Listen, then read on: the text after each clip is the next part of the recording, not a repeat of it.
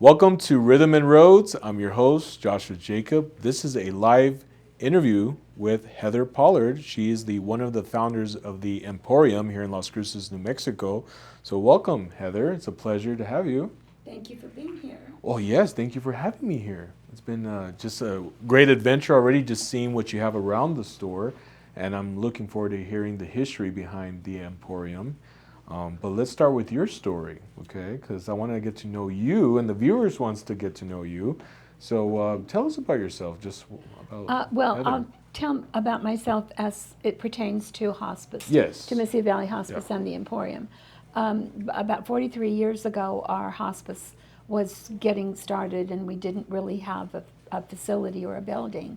And so some community folks got together and pledged to have a facility built. And two doctors had given us a building that there'd been a fire, and they donated the building.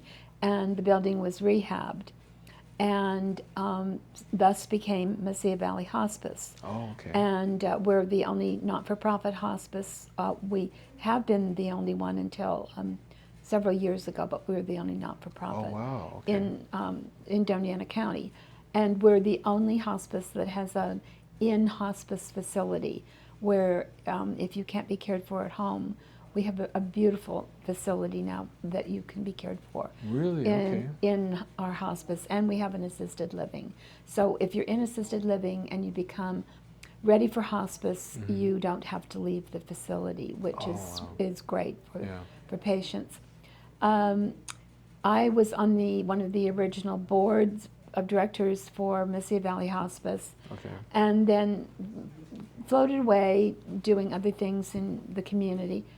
And one day, our CFO and our director called and said, "Could I have lunch?" And I thought, "Aha, what's going on here?" Yeah. And so they said that hospice was in the red, to the tune of about $1 million. Wow. And so I called my friend at the time. The Sun News was a going concern. And I called my friend, the publisher, Frank Lido, and I said, "We've got to get it front page, and so everybody in the town can contribute." Okay. And Frank said, "We can't do that. Nobody's going to put their loved one in a facility that is, looking at bankruptcy." Yeah. So we did a silent campaign. We got about a dozen people. We all wrote letters and we made phone calls. And Senator Mary Kay Papin called the Department of Finance, where we had a loan, Okay. and got the interest reduced greatly. Wow. And the banks that were holding papers on us all said, "We'll hold the papers until you can pay." And within 11 Wow. months, we got the debt resolved. That's awesome. So then we thought, we were having so much fun raising Yeah. money, what are we going to do? Yeah. And I had been over in Scottsdale. They have what's called the Little White Dove of the Desert. And Oh, okay. now they have 6 of them. It's such a going concern. Yeah. Theirs is mostly thrift. We didn't want to compete with the thrift stores around town, so Okay. we thought antiques and collectibles and new things that are pretty. Yeah. So we thought, let's open an antique store. There were 4 of us at the time, and I wanted to be downtown because I had been the executive director when we put Main Street through. Oh, really? Okay. And so, of course, I wanted to be downtown. And so we talked with Reuben Smith, and he was gracious enough to give us a great deal. Wow. And so we opened with 2 rooms, and the rest is history. So The rest is history. it's been 10 years. Wow, congrats, 10 Yeah. years. We've made Wow. over, we made over $1 million, but Wow. our profits are Yeah. about $600,000 after expenses. Really? That's amazing. And see, everything's donated. Yeah. So that's been real. The community's been tremendously helpful. Very, yes. Thank you for sharing that. I do want to touch base on the subject of when you were in the red, right? Like, did you feel like it wasn't going to happen? Like, what was your thoughts, if you remember, at that time of like, how are we going to do this? Like, might come to an end, like. Oh no, Yeah. No, we've never let our hospice come to an end. No. I don't remember ever being frightened. I think the staff was, because they were boots on the ground and they Oh, were with the right. patients. Right. But those of us who were raising the money, we had a lot of energy, and a lot of us had family members or friends Okay. that hospice had taken care of. I never doubted that we would raise the money. Wow, And that's awesome. the folks in the group never doubted. Never doubted. No. That's great. I love the fact that you had that faith of believing, knowing that we're going to get this done, you know. And look, it survived because you didn't give up. Your team didn't give up, and that's awesome. I like that. I mean, you see it right after 10 years. You're like, wow, look at to the point of where everyone else might have been, you know, upset or doubting on it, but we never gave up to the point of now it's 10 years later. Well, and our community hasn't given up on our hospice, and it's tough running a not-for-profit hospice. Oh, I bet, yeah. And I have to give a shout out to the staff and the nurses. And 2 years ago, we were lucky enough to get Dr. Tucker, our hospice doctor. We didn't have an on-site doctor at Messiah Valley Hospice. One of the things that we discovered about the store was we became the face of Messiah Valley Hospice. Okay. And people would come in and they'd ask us about hospice, or they'd tell us a story about a loved one that they had at hospice. I see. And one day a lady came in with her daughter, and it was just after COVID, and she still had her mask on, and she said, "Do you remember me? I always came in with my husband." Wow. And I said, "Take off your mask." And I said, "Oh, yes, but I haven't met your daughter." And her daughter said, my dad passed, and my mom wanted to come in and tell you that our dad passed last month at Messiah Valley Hospice." So we all cried. Oh, But it was, yeah.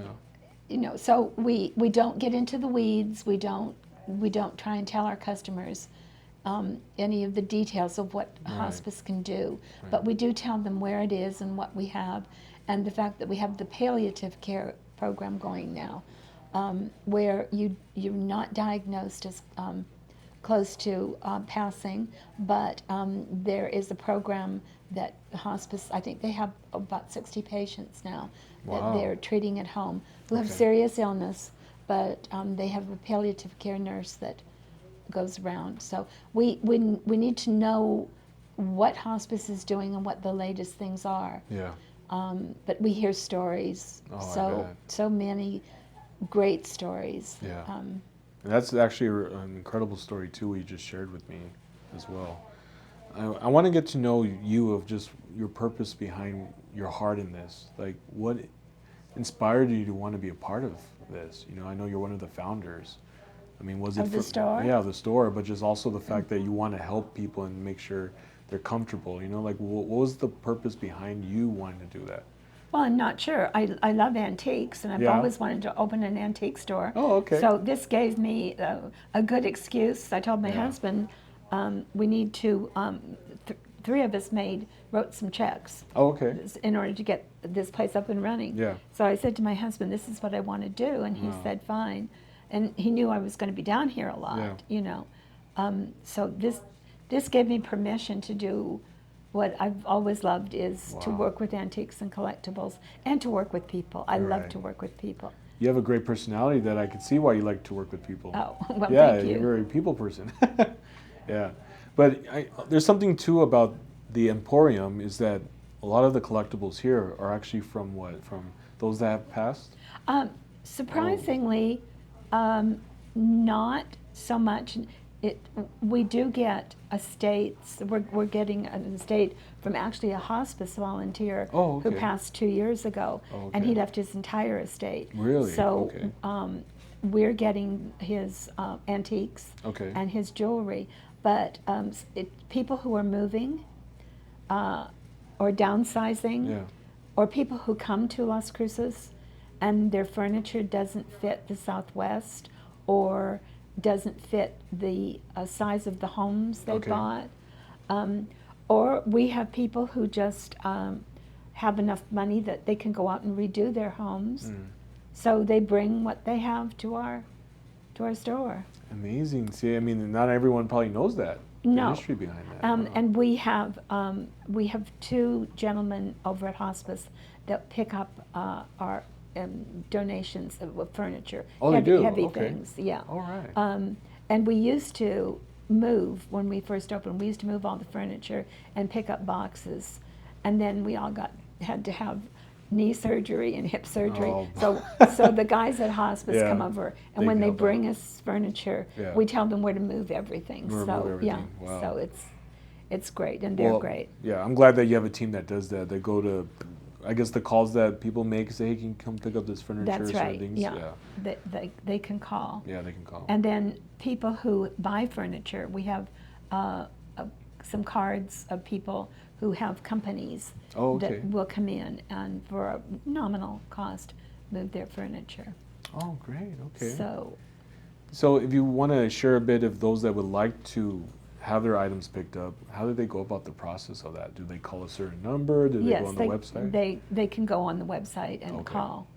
They need to call Mesilla Valley Hospice, not the Emporium. Okay, Mesilla Valley Hospice. And our secretary will take their name down and their address, and then they'll pick up usually once a week on a Tuesday. Oh, once a week? Okay. Mm-hmm. Well, I do want to touch base on the 10 years. I mean, that's incredible. It's just the fact that you're celebrating 10 years.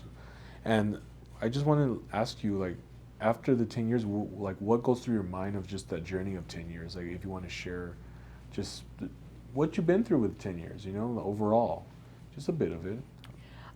We haven't had any disasters. Well, that's good. That's good. Yeah. We haven't had any floods. Well, that's good. Yeah. We've only had 2 break-ins, and we think it was the same group, and they were quite idiots. Oh, wow. They took the costume jewelry and left the good stuff behind. Oh, really? So they must have been high or something because they left us all our gold and No. silver. Oh, wow. Okay. It's been a great 10 years. I did lose my mother 4 years ago to cancer, and she was in hospice. She was in Henderson, Nevada. Okay, and I was actually her, I guess, yeah, I mean, I was her caregiver, but she did have a hospice nurse there. But yeah, the experience of just, it's incredible, just their patience and the way they support and help and make sure your loved one is comfortable. It was just tremendous for my late and that mother. you understand what's going on. Exactly, yes. Because it's kind of frightening it is. to watch death if you don't understand. And that's the beauty of the hospice nurses. Yes. They know the passage. Right. They know how things are going. Right. And they can take care, and they can tell you, you know, what's going to happen next. Right. And they can make sure your loved one is free of pain, Right. and not agitated, Right. and that it's supporting the family. Yes, yes. I totally agree. I totally agree, Heather. I remember the hospice nurse, he was very just so there for me and the family, but the way he spoke to us was so much in care and making sure that from the day that he starts to the end, he's going to be there to explain everything going on. And I remember he was just an incredible guy who was patient with us to understand.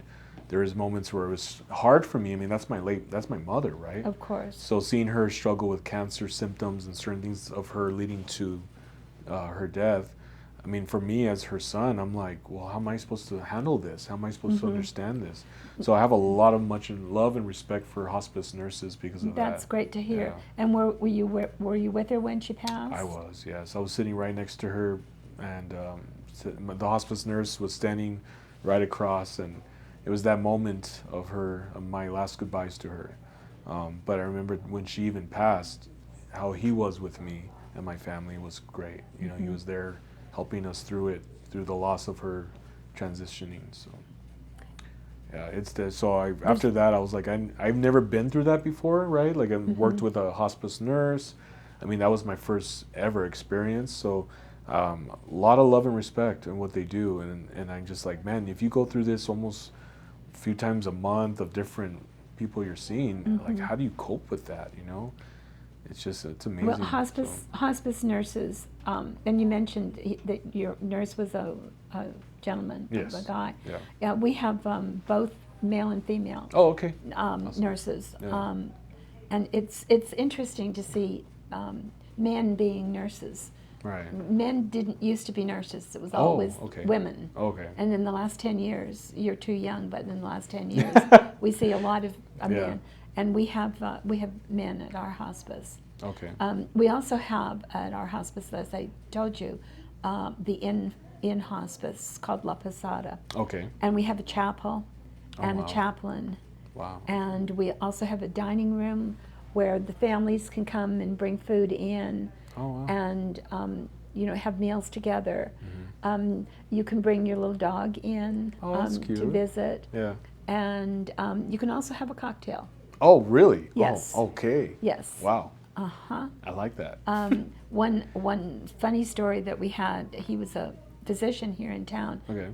and his oncologist was a friend of his, and she had recommended to the family that he was ready for La Posada. Okay. So he called the physician, and excuse my language, this is what he said. He said, "What the hell am I doing here?" And she said, "You've got cancer. That's why you're dying, for God's sake." And he Wow. said, "I'm dying." He said, "Well, get me a bottle of whiskey and then call my family. We're going to have a party." So they did. He said that? He did. Wow. So I won't mention his name, Right, but right. he died. Oh, wow. I don't know why he was confused at to be there, Right. but he called his friend, the oncologist, and he accepted it, and so the whole family was Wow. there having their cocktail. Oh, I mean, his bottle of whiskey, of course, that he Of asked course, for. Yeah. of course. Yeah. He probably asked for a specific brand too, I'm along sure with he it. did. Yeah. Yeah. All right. So Interesting. And I have to say, it's just the love that these hospice nurses have to also be professional, but also human, and knowing that it's not easy for us to experience loss in that moment, to understand. So for them to have the patience to be there to educate us, to be there for when the moment does happen. well, and the education that they go through to understand. Just recently, I had medical power of attorney over the lady we were discussing, and I had been with friends who had passed, but only as they were having their last few minutes. But Miss Jean decided that life was not worth living. Everything was shutting down, and her taste buds were gone, and she was just very unhappy. And I was in probably 3 times a week to see her the last 6 months of her life. So I went in one day, and she said, "I've talked to Bertha, our head nurse, and she said, I want to go." And she said, "So I need you to help me and do what I'm asking." So I experienced the whole thing, and it took 5 days, and she was comfortable. I went in, she told me that on a Saturday morning, and I went in on Sunday, and she was in, the room was quiet. They put a screen up, there was music playing, and they put her in a really pretty nightgown and fresh sheets, and they got her into bed because she'd been sleeping on a chair or in her wheelchair, and they got her into bed, and the hospice nurses and the CNAs came in on day 4 weeping to say goodbye because they'd been with her for 12 years. So Miss Jean passed with all that love around her, and that's Mesilla Valley Hospice. Yeah. So this store, every penny, and we're very, what's the word I want? We're women of a certain age. We've all had careers, and we run this store the way we want. We don't have any procedures we have our own procedures, and we don't have to report to Mesilla Valley Hospice. They just give us the run of whatever we do. They bring us chocolate and thank us. and they invite us to all the nice, happy things that happen over there. But we ladies basically run the store. That's good. I'm glad you're in charge. We are in charge. Yes, absolutely. You know, I do want to share, leading to what happened with her death, when you mentioned. I had a friend that died of ALS. I don't know if you know what that is, Yes, but yeah, it's very, very. it's the worst. It is the worst, and I've known him. He's known me since I was a kid. He's my dad's best friend from high school, and I would help him a lot with his music. I would be more of like his assistant. He would play all over El Paso. He had a great voice. He played the guitar. He played cover songs from the 50s, 60s, Elvis, you know, different songs. And then shortly 2 years ago, he went to the doctors and they found something. And of course, they diagnosed him with the ALS. And, you know, then after that, his music career stopped, you know. And the thing is, he had a hospice nurse at his house. And I remember meeting him and known him for about a year. And he was just incredible, very patient with him. But leading to the moment of his death, where the day before he passed, I went to go say bye to him, and I, you know, leaned, and they made sure he was comfortable. But it's just those moments where you say those last goodbyes, you know what I mean? But what I know in my heart is that this hospice nurse, you know, helped my friend to be at a comfortable state where his body was shutting down, that he was comfortable in going.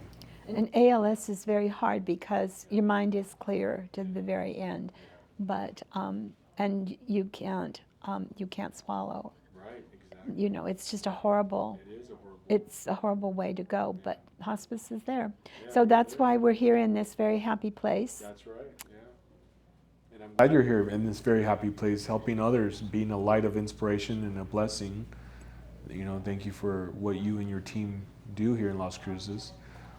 You know, is there anything that you would like to share to the Las Cruces community of their support, of just what you like to Oh, yes. We just are so thankful to the people that walk in this store or knock on the back door and say, I have a truckload of things. Would you like to come out and see what it is you want? And the people that come in with their mother's jewelry.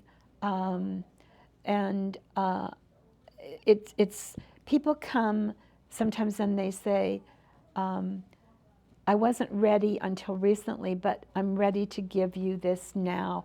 And because it's for Mesilla Valley Hospice, I know I can give it away because I don't need it, I can't keep it. My children don't want this, but it was my mother's or my dad's or my aunt's. And so it gives people the grace to be able to let go, let go, thank you. So this is the most generous community, and our landlords are so generous, and the Espiritus and Reuben Smith, the same. So, and we're grateful to our ladies, you know, who come in. Yep, it's a great reason to get your makeup on and head for the door. Yes, exactly. So, you know, it's a beautiful thing that in this store, there's pieces of history of families of love in this store, that from everyone coming together, letting go, so you can have it here at this. Right, right. Just to have that. Well, I want to say thank you, Heather, for allowing me to be here at the Emporium. It's been wonderful. Well, it's been a pleasure getting to know you and your team, and just congrats on 10 years. And just the stories you have shared have really, you know, blessed me just to know more about what you do. But yes, I mean, it's been such a blessing to be here and be a part of the history of the Emporium and knowing about it, and also the Mesilla Valley Hospice nurses as well. You know, just the fact that how much they do for the community.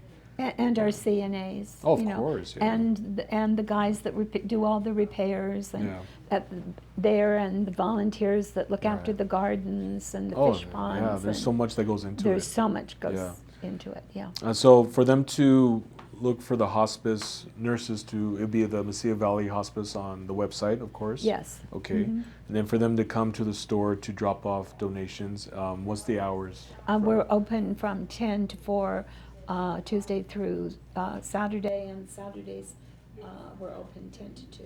Okay, sounds good. Well, thank you so much, Heather, Thank you, for Joshua. allowing Rhythm and Roads to be here. Oh, It's it been was such a just so much pleasure. fun. I'd like to Thank you. thank Michael as well and Ian Cole for setting this up for us. It's been such a blessing, and thank you, the Emporium, for having us here as well. All right, guys, and this is Rhythm and Roads with Joshua Jacob. Thank you for watching. Thank you, Heather, for your time as well. It's been such a blessing. Great, thank you. Thank you, guys. Okay.